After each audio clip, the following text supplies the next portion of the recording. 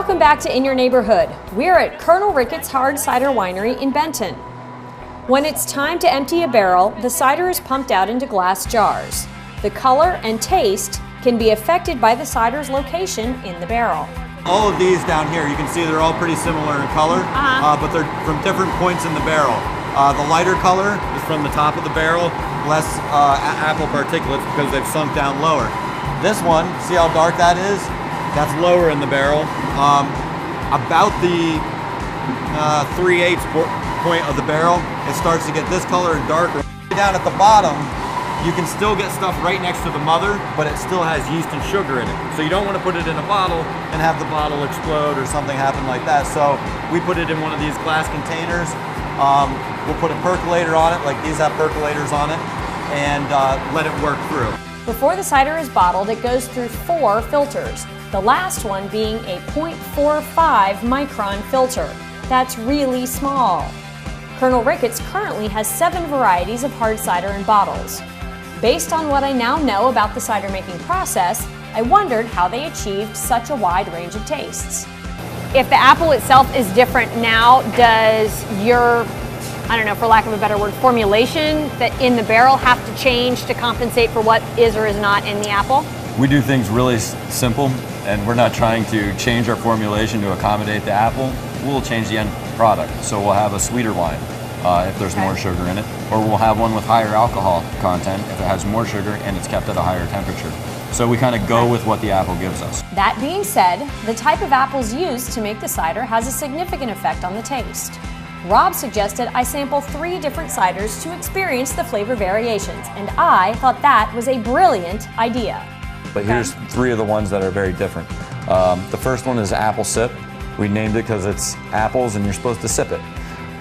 What we did is put a mixture of pie making apples in a barrel and put it on the bottom shelves so that it retained more of the natural sugars and didn't ferment as hard as the stuff that's at higher temperature. So this one is a smooth and sweeter apple cider, still a semi-sweet compared to most wines in this area. And we recommend folks drink it cold. Okay. And I just chilled this one. Nice. So if you'd like to try it, we can do that. Okay, we'll have to try that because then we'll have to compare and contrast. Okay. That's what we'll do. Yay! This is the best part of my job.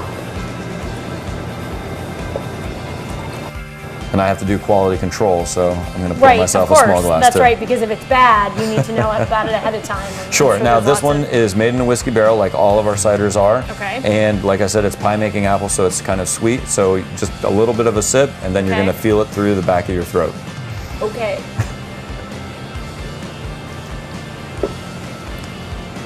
Oh, you aren't kidding.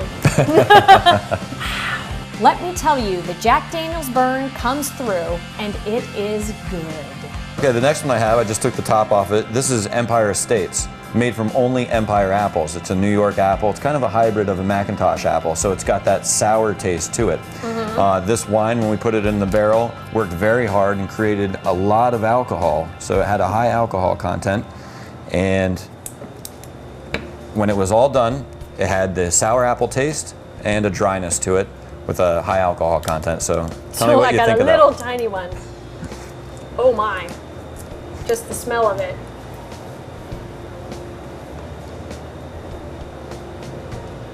That is completely different than that. Oh, but you still get the burn at the back of the throat. That's the Jack Daniel's. You get that with all of our wines. That is so good. It's amazing how different they are though. And this one, because I know it's hard cider, but I still think of it in wine terms because I know more about wine than I do about cider. This one is lighter.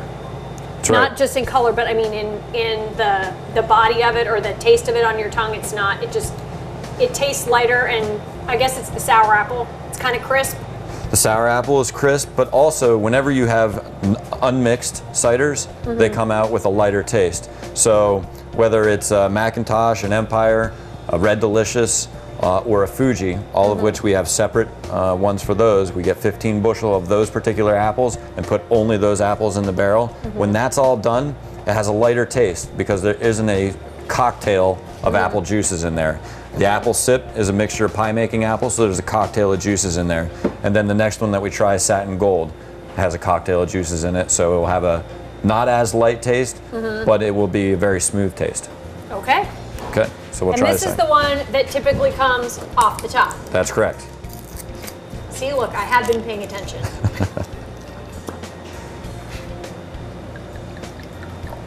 And there's satin gold. And you'll notice it has a little bit of a lighter color to the bottle. It does. See, it's and it should have a lighter finish too.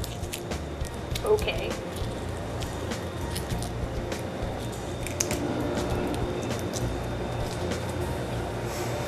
That one's completely different than the other two.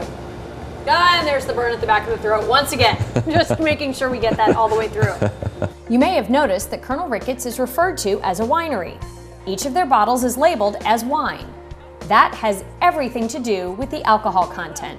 Mother Nature said if you take X pounds of sugar and X gallons of cider and it goes through a complete fermentation cycle, you are between 8.5 and 9% alcohol. That's it. That's Mother Nature. You're not going to do anything else with that. You can jack it a little bit by putting a little more sugar in, by letting it in the barrel, trying to start a second fermentation for a little while.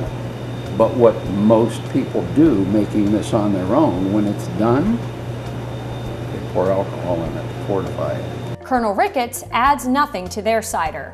What Mother Nature produces through fermentation is what you get from the bottle. Because it is such a unique product, it's difficult to describe the taste of Colonel Ricketts hard ciders. The best way is to try them for yourself. Fortunately, you can do just that at one of their locations. Until May, you can visit their cider mill in Benton Thursday through Saturday. May through October, they are at the Benton Farmers Market Fridays and Saturdays. And later this month, Colonel Ricketts will be opening another tasting room in Lewisburg on Market Street. You can check out their website for more details on the opening.